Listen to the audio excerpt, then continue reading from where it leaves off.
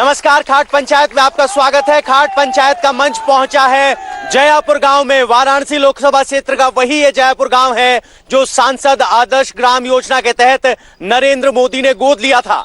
अब जब वाराणसी में चुनाव है तो पूछना बनता है कि इस गांव में क्या हुआ और वाराणसी के ग्रामीण इलाके में क्या हुआ। आपको बता दें कि गठबंधन और कांग्रेस ने अभी तक अपना उम्मीदवार घोषित नहीं किया है, लेकिन प्रियंका ने इशारों में यह जरूर कहा है कि अगर राहुल गांधी कहेंगे तो वो चुनाव में कूद सकती हैं। तो ये सब सवाल होंगे जनता के साथ, लेकिन सबसे पहले आप वाराणसी लोकसभा क्षेत्र का जमीनी अंकगणित समझ लीजिए।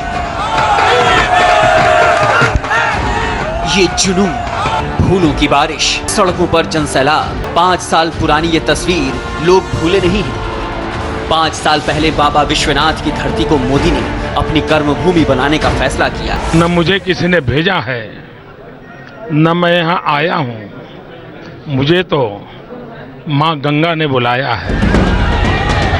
कल एक बार फिर वाराणसी में ऐसी ही तस्वीरें देखने को मिलेंगी। प्रधानमंत्री मोदी कल वाराणसी में मेगा रोड शो करने वाले हैं, जिसमें हजारों की भीड़ शामिल होगी। 26 अप्रैल को काल भैरव का आशीर्वाद लेकर मोदी वाराणसी से पर्चा भरेंगे। 2014 में मोदी से मुकाबले के लिए दिल्ली से अरविंद केजरीवाल वाराणसी आए थे। कांग्रेस ने अजय राय को अपना उम्मीदवार बनाया था, लेकिन मोदी के सामने कोई टिक नहीं सका। मोदी ने 3,71,000 वोटों से बम्पर जीत दर्ज की। इस बार मोदी फिर वाराणसी से चुनावी ताल ठोकने जा रहे हैं। अटकलें लग रही हैं कि प्रियंका गांधी को मोदी के खिलाफ खड़ा किया जा सकता है। अगर ऐसा हुआ तो बनारस का सियासी समर बेहद दिलचस्प होगा।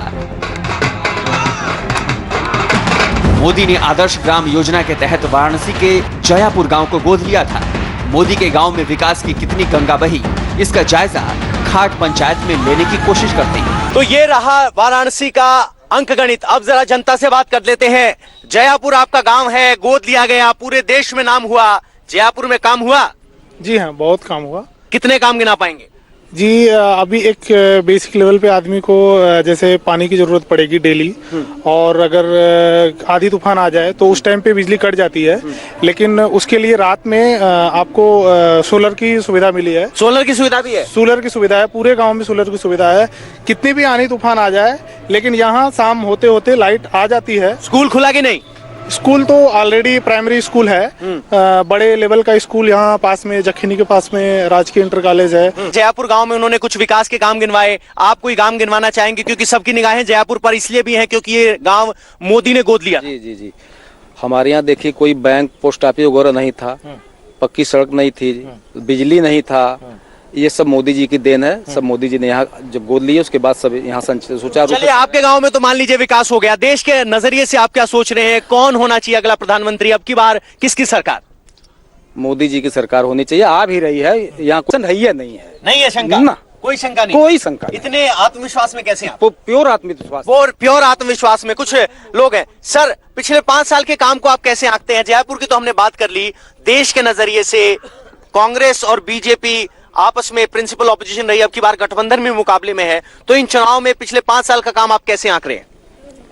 काम क्या आंकेंगे, काम तो हो ही रहा है जो होना चाहिए, लेकिन जैसे होना चाहिए वैसे जितना ही लोग प्रचार पे खर्च कर रहे हैं कि हमारा काम हो रहा है, वहाँ कुछ नहीं है। अच्छा, प्रचार ज्यादा है, काम कम। अब जयपुर के लोग हैं, जयपुर में मोदी जी आए, जयपुर में मोदी जी ने कुछ दिया, तो अब जयपुर के लोगों को आभारी तो होना ही चाहिए।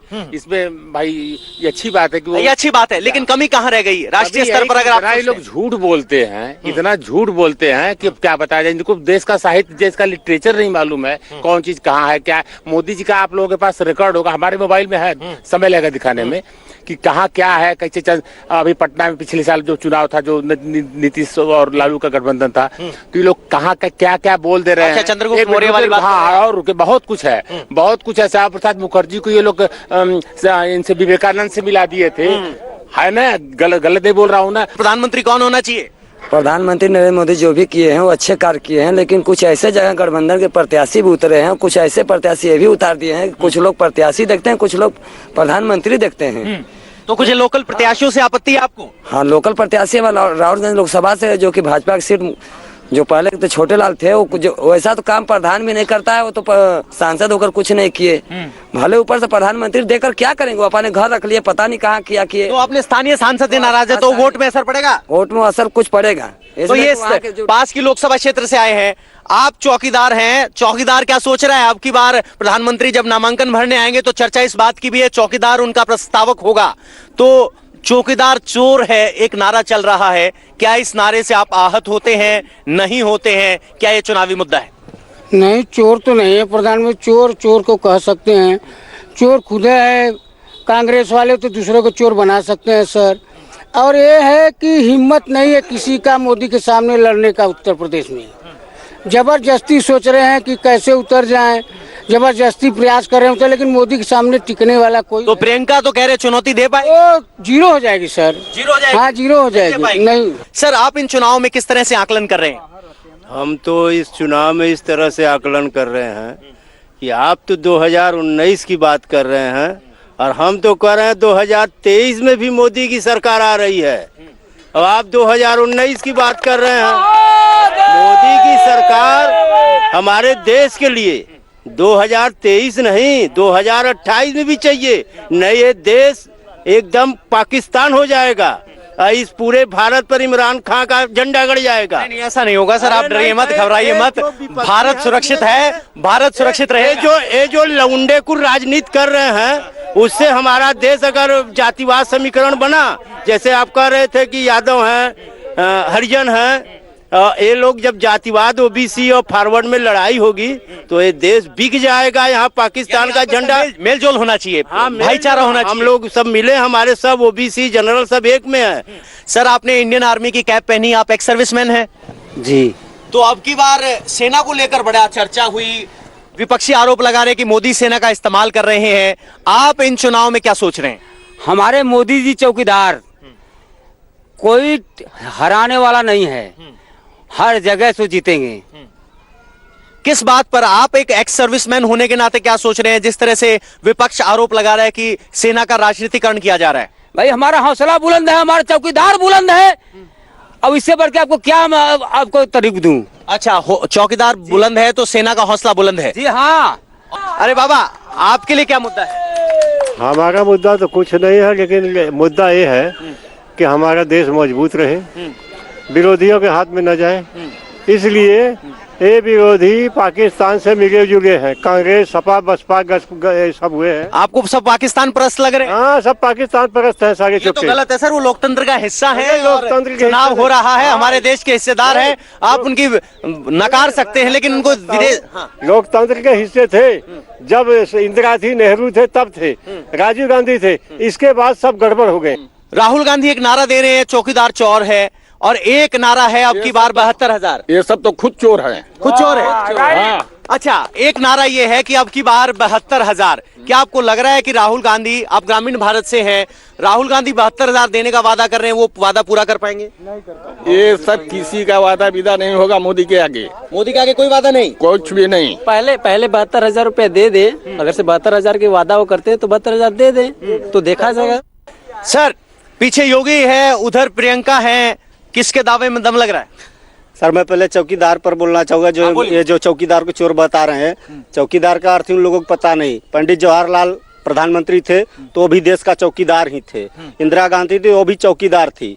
इसके बाद राजीव गांधी, वो भी देश का चौकीदार थे। जो देश की रक्षा करता है, जो देश की प्रतिष्ठा, तो प्रधानमंत्री, राष्ट्रपति देश की प्रतिष्ठा होते हैं, सब चौकीदार करते। लेकिन उन लोगों को चौकीदार कहने में शर्म आती थी। हमारे मोदी जी आए, प्रधानमंत्री बने, वो देश का चौकीदार बने, तो इसका कहते हैं कि गरीब आदमी को चौकीदार की जरूरत नहीं होती, चौकीदार तो रईस आदमी को चाहिए। ठीक है, एक गरीब आदमी भी अपने घर का मुखिया होता है तो वो भी अपने घर की चौकीदारी करता है।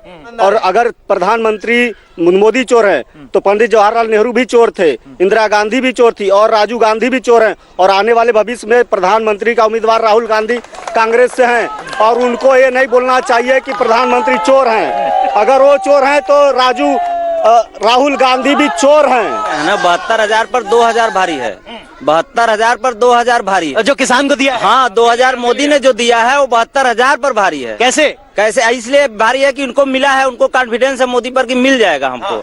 और इस चैनल के माध्यम से एक बात और आपको पूरे गांव की तरफ से आपके पूरे चैनल को धन्यवाद देना चाहते हैं कि आप हमारे गांव में, आपका बहुत बहुत धन्यवाद कि हमारे गांव से 100% मत मोदी जी को ही पड़ेगा। विरोध में कोई हो जाए, विरोध में कोई विरोध 90% मोदी, 100 में 90% मोदी। और एक मोदी आप लोगों से पूछा, प्रियंका गांधी आए, प्रियंका गांधी आके चुनाव लड़ लें, 3,71,000 से मोदी जी ने चुनाव जीता था। अब की बार 5 लाख वोटों से मोदी जी, तो 3 लाख से 5 लाख पे पहुंच रहे हैं। केवल मोदी। हाँ मोदी, इस बात पे मोदी बहुत कुछ है, बहुत कुछ है। क्या किया? अरे बिजली दिए, सड़क दिए, सब कुछ दिए। बिजली, सड़क, पानी, बैंक, पोस्ट ऑफिस, ये सब लिस्ट है। हाँ जी, ये 5 लाख वाली बात आप नोट कर लें। मेरा नाम संतोष कुमार पटेल है। 5 लाख से ज्यादा मोदी जी वोट जीतेंगे। प्रियंका को लड़ाइए चाहे राहुल को लड़ाइए। नतीजों से पहले नतीजे डिक्लेयर किए जा रहे हैं और सीधे मोदी के पक्ष में बात हो रही है और नारे लग रहे हैं मोदी मोदी के, यानी कम से कम वाराणसी के ग्रामीण इलाके में मोदी का कोई विकल्प नजर नहीं आता और यहाँ फैसला बताने वाले भी बहुत हैं। एक और लोकसभा क्षेत्र में होगी मुलाकात। फिलहाल खाट पंचायत में इतना ही। नमस्कार।